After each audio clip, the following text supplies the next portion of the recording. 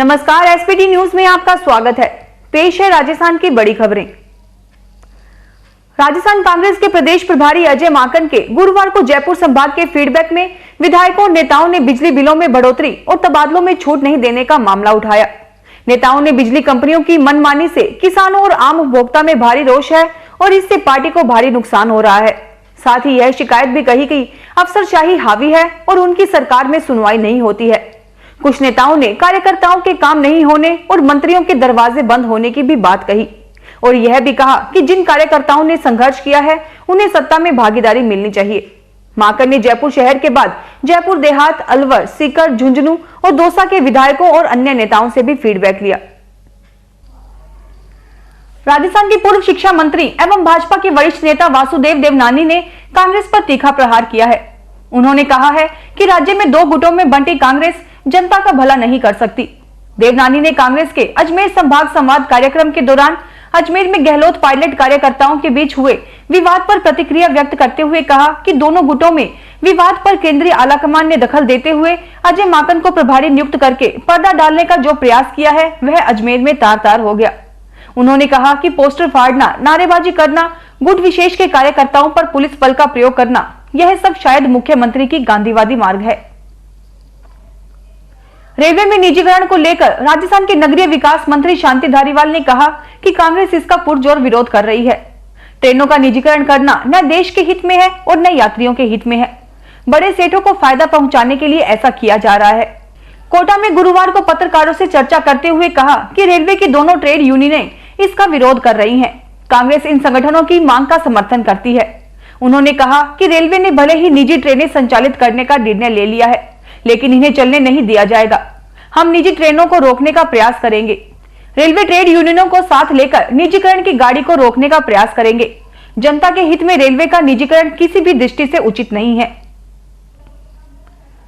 राजस्थान भाजपा की प्रदेश कार्यकारिणी का गठन हुए 3.25 महीने का वक्त बीत चुका है।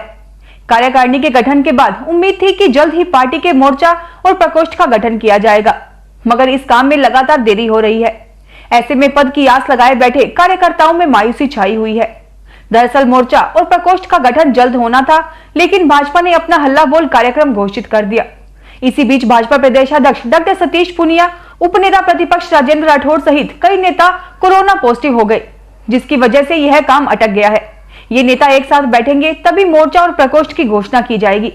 पार्टी के भाजयुमो, महिला मोर्चा, SC, ST, OBC मोर्चा के साथ ही कई प्रकोष्ठ जिन्हें अभी विभाग कहा जाता है, उनकी घोषणा होना अभी बाकी है।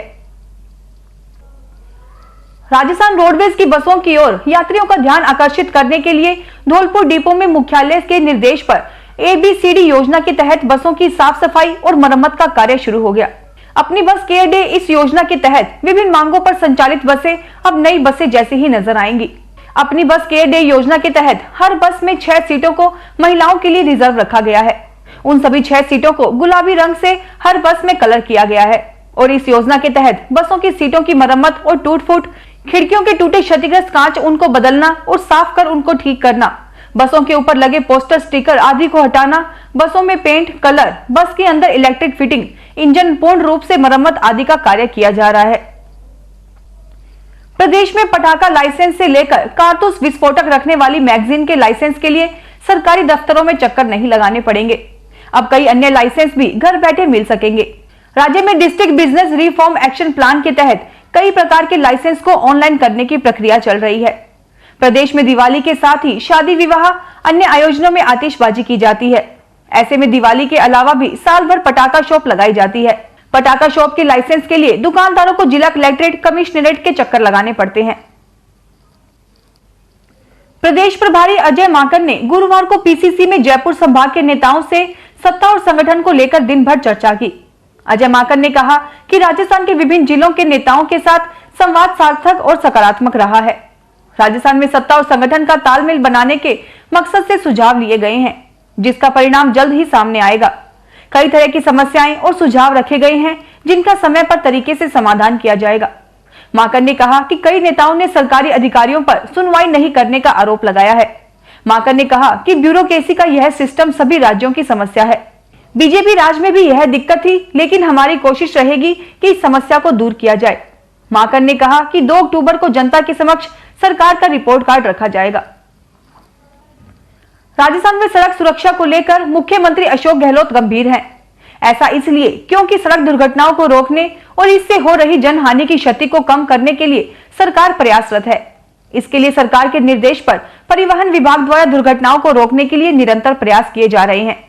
प्रदेश में सड़क दुर्घटना और उनसे होने वाली मृत्यु दर में कमी लाने के लिए सरकार ने बजट घोषणा 2020 और 21 के अंतर्गत तमिलनाडु राज्य सरकार की तर्ज पर राजस्थान सड़क सुरक्षा रोड मैप तैयार किया जाना था। इसको लेकर परिवहन विभाग बीते कुछ महीनों से तैयारी भी कर रहा था, जिसे अब परिवहन विभाग की ओर से तैयार कर लिया गया है। वहीं तमिलनाडु राज्य की तर्ज पर राजस्थान सड़क सुरक्षा रोड मैप तैयार किया गया है, जिसके अंतर्गत प्रदेश के समस्त 2 पहिया और 4 पहिया वाहन शोरूम में सड़क सुरक्षा कॉर्नर विकसित किए जाने हैं। राजस्थान में बारिश का दौर धीमा पड़ने से आगामी 1 सप्ताह के दौरान राज्य में बारिश की गतिविधियों में कमी रहेगी। जयपुर मौसम केंद्र के कार्यवाहक निदेशक के अनुसार पश्चिमी राजस्थान के बीकानेर, जोधपुर संभाग के जिलों में आगामी 4-5 दिन मौसम लगभग शुष्क रहने की संभावना है, जबकि पश्चिमी राजस्थान में छिटपुट हल्की से मध्यम दर्जे की बारिश हो सकती है। वहीं पूर्वी राजस्थान में 14-15 सितंबर से तथा पश्चिमी राजस्थान में 15-16 सितंबर से एक बार पुनः बारिश की गतिविधियों में बढ़ोतरी होने की संभावना है। और अब खबरें श्रीगंगानगर हनुमानगढ़ जिले की। श्रीगंगानगर जिले की घड़साना तहसील के रिश्वत मांगने के आरोपी पटवारी ने गुरुवार को एसीबी कोर्ट श्रीगंगानगर में आत्मसमर्पण कर दिया। एसीबी की स्थानीय चौकी ने आरोपी का अदालत से 1 दिन का रिमांड लिया है। डीएसपी वेद प्रकाश लखोटिया ने बताया कि घड़साना तहसील के गांव 3-4 आरएसएम निवासी इंद्रजीत सिंह ने एसीबी में शिकायत दर्ज करवाई थी कि उसने भूमि आवंटन के लिए आवेदन किया था। इस आवेदन पर रिपोर्ट करने के लिए हल्का पटवारी रमेश शर्मा ने 40,000 रुपए की रिश्वत मांगी। पटवारी ने 4,000 रुपए बातचीत करने के दौरान ले लिए। एसीबी द्वारा सत्यापन करवाने पर आरोपी ने 5,000 रुपए ले लिए। पटवारी के खिलाफ रिश्वत मांगने के मामले में गत वर्ष 10 जून को मुकदमा दर्ज कर लिया। इस मामले में हल्का पटवारी रमेश शर्मा ने कोर्ट में सरेंडर कर दिया। श्रीगंगानगर कोटा सुपरफास्ट ट्रेन अब 14 सितंबर तक चलेगी। पूर्व में ट्रेन को 6 सितंबर से 13 सितंबर तक चलाया जाना था। यह गाड़ी श्रीगंगानगर से शाम 6 बजे रवाना होकर अगले दिन सुबह 10:05 पर कोटा पहुंचेगी। श्रीगंगानगर जिले की लालगढ़ थाना क्षेत्र के गांव मनफूल सिंह वाला में रहने वाले एक युवक से एक युवती ने दोस्ती करके कई जनों के साथ मिलकर 4 लाख रुपए ठग लिए। पुलिस के अनुसार रविंद्र नायक ने रिपोर्ट दी कि श्रीगंगानगर के श्यामनगर निवासी पूजा ने उसके साथ फ्रेंडशिप की और नीतू प्रिंस के साथ मिलकर उससे अलग अलग रिश्तों में 4 लाख रुपए हड़प कर लिए। श्रीगंगानगर जिले की अनूपगढ़ पुलिस ने लूट के 2 आरोपियों को गिरफ्तार किया है। पुलिस दोनों आरोपियों से पूछताछ कर रही है। इनसे लूटपाट की अन्य वारदातों का खुलासा होने की भी संभावना है। थाना प्रभारी रामू राम ने बताया कि मनदीप सिंह और कुलदीप सिंह को गिरफ्तार किया गया है। दोनों युवक लूट की वारदात में वांछित थे। श्रीगंगानगर जिले में कोरोना रोगियों का आंकड़ा बढ़ता ही जा रहा है। गुरुवार सुबह 16 और शाम को 39 नए, एक की रिपोर्ट अन्य जिले से कोरोना संक्रमित मिले हैं। पीएमओ डॉक्टर केएस कामरा ने बताया कि गुरुवार को 55 नए रोगियों की पुष्टि हुई है। उन्होंने बताया कि जिले में अब तक 1211 कोरोना संक्रमित रोगी मिल चुके हैं। इनमें से 733 रोगी स्वस्थ हो चुके हैं। अब जिले में 463 एक्टिव केस बाकी हैं, जबकि 15 की मौत हो चुकी है। हनुमानगढ़ जिले में गुरुवार को 24 नए कोरोना पॉजिटिव रोगी सामने आए हैं। इन्हें मिलाकर कुल रोगियों का आंकड़ा 590 हो गया है। इनमें से 463 नेगेटिव हो चुके हैं। एक्टिव केसों की संख्या 124 है, जबकि 3 रोगियों की मौत हो चुकी है। श्रीगंगानगर जिला मुख्यालय पर बीएसएनएल कार्यालय में दूरसंचार सलाहकार समिति की बैठक आयोजित की गई। बैठक में सांसद निहाल चंद व सदस्य विजेंद्र पुनिया, महाप्रबंधक एलसी सहारण, उप महाप्रबंधक रवि सोनी ने भाग लिया। बैठक के दौरान सदस्यों ने अधिकतर ग्राम पंचायतों को ओएफसी द्वारा मुख्यालय से जोड़ने पर महाप्रबंधक का आभार जताया। सदस्यों ने बीएसएनएल के विकास एवं सेवाओं के विस्तार के लिए महत्वपूर्ण सुझाव भी दिए। राजस्थान में इंस्पायर अवार्ड योजना के तहत कक्षा 6 से 10 के विद्यार्थियों का चयन किया जाएगा। इसमें आयु वर्ग 10 से 15 वर्ष रहेगी। माध्यमिक शिक्षा निदेशक बीकानेर सौरभ स्वामी ने बताया कि प्रत्येक विद्यालय से 5 विद्यार्थियों से इनोवेशन और रचनात्मक सोच की संस्कृति को बढ़ावा देने के लिए इनोवेशन आइडिया लिए जाएंगे। पूरे देश में 1 लाख बाल वैज्ञानिकों का चयन किया जाएगा। प्रत्येक बाल वैज्ञानिक को 10,000 रुपए पुरस्कृत किया जाएगा। इन बाल वैज्ञानिकों से आइडिया लेने के लिए प्रदेश के स्कूलों को निर्देश दिए गए हैं। श्रीगंगानगर में कोरोना संक्रमण को लेकर जिला प्रशासन की ओर से 14 सितंबर से जागरूकता अभियान चलाया जाएगा। इस संबंध में जिला कलेक्टर ने आज अधिकारियों को निर्देश दिए। जिला कलेक्टर ने सभी एसडीएम, विकास अधिकारी, तहसीलदार, पटवारियों आदि को अपने अपने क्षेत्र में कोरोना के मामले बढ़ने से रोकने के लिए सोमवार को 15 दिन का जागरूकता अभियान चलाने की जिम्मेदारी दी है।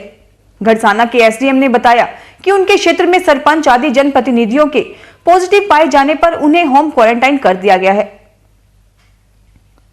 श्रीगंगानगर जिले के लालगढ़ कस्बे में तेज रफ्तार बाइक के आगे पशु टकराने से बाइक सवार की दर्दनाक मौत हो गई। वह लालगढ़ निवासी महेंद्र पाल था। पुलिस ने मृतक के भतीजे मुकेश की रिपोर्ट पर मर्ग दर्ज की है।